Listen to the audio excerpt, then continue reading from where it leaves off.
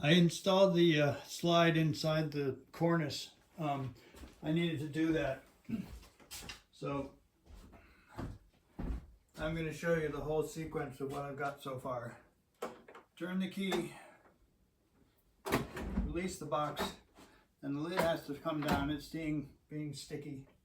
Slides forward. These little boxes go. Slide releases. Comes forward. And opens up. Still a little sticky. Then